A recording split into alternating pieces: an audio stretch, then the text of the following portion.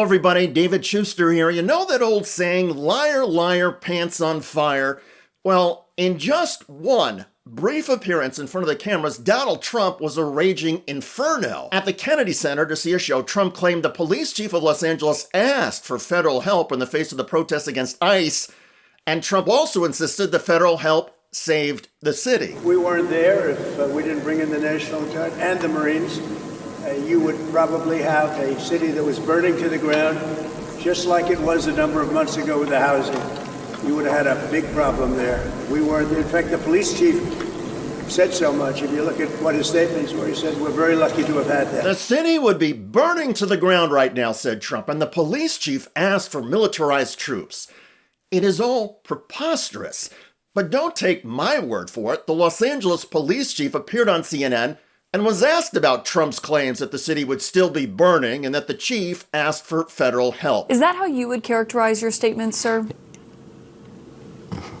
No, we were not in a position to request the National Guard. We have a protocol that we work up through. First, we bring in all internal resources to bear on the issue, whatever it is.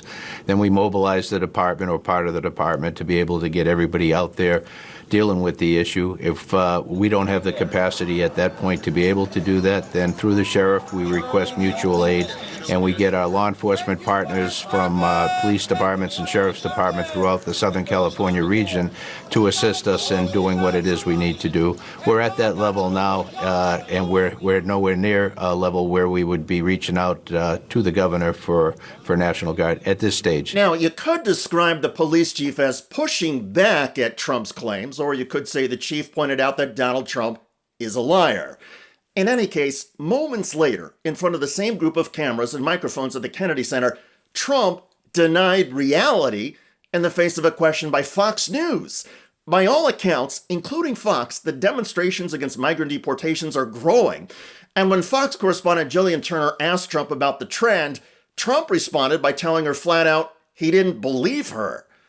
Watch. Mr. President, if this turns into another summer of unrest, what are you prepared to do, sir? About what? If this turns, well, the protests have spread now to 16 cities across the U.S. If this turns in... That's what you're saying. Do I believe you? I don't think so. Well, I got that from the I Fox can tell News you green that room. What we have is a situation in Los Angeles that was caused by gross incompetence. They didn't have the police to handle it. The police were asking us to come in. They were very late. We had to go in to save a lot of ICE officers, as you know, who were held up. They were holed up in a building. 4 lies in 35 seconds. The ICE officers were held up in a building and needed troops to save them. Nope. The police were asking Trump for federal troops to come in. The police chief says that's false. The clashes were caused by gross incompetence of Democratic city and state leaders. No. The clashes began when Donald Trump's ICE agents, without warrants, grabbed groups of migrants outside of a Home Depot.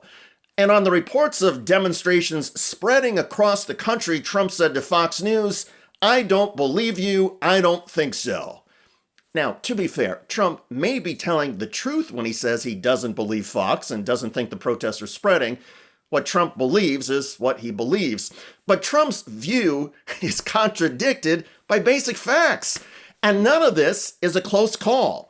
So why is Donald Trump lying so frequently and brazenly? Perhaps this is strategic. You see, if Donald Trump were to admit that protests are spreading to other cities, that admission would undercut his contention the clashes are the fault of Democratic city and state leaders. In fact, the reason so many people are upset is because the ICE raids have become increasingly aggressive, sloppy, and without due process. And the fact is, you can now find in dozens of cities and states examples of ICE conducting raids without warrants, arresting people at courthouse asylum hearings, grabbing kids and parents at schools, tearing families apart, and making no distinction between people who have lived in the United States peacefully for years and those who have a violent criminal gang record. If somebody speaks Spanish and has a tattoo that ICE doesn't like or recognize, that person may be arrested. And ICE officers have arrested countless people who are American citizens. Back at the Kennedy Center, when Trump walked away from the cameras and microphones and entered the concert hall, this was the reception.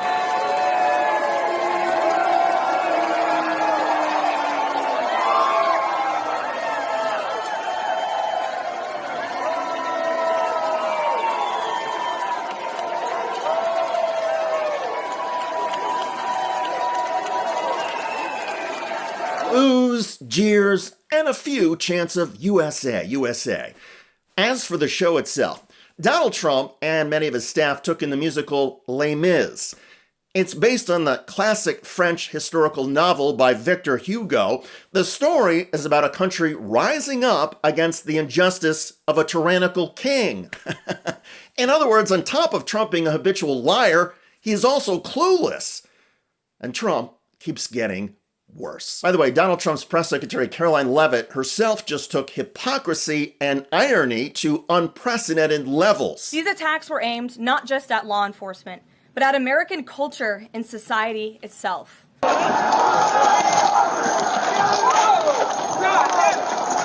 Rioters burned American flags, chanted,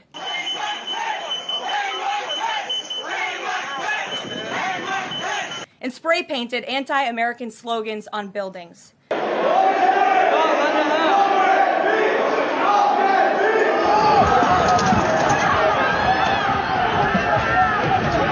But President Trump will never allow mob rule to prevail in America. We're going to walk down to the Capitol because you'll never take back our country with weakness. You have to show strength and you have to be strong. The most basic duty of government is to preserve law and order, and this administration embraces that sacred responsibility. He has just returned to the White House and is signing a series of executive actions in the Oval Office, where he is pardoning some 1,500 January 6 rioters who have been convicted. Approximately 1,500 for a pardon. Yes. Full pardon. Check out that video at the link below. I'm David Shuster. Thanks for joining us.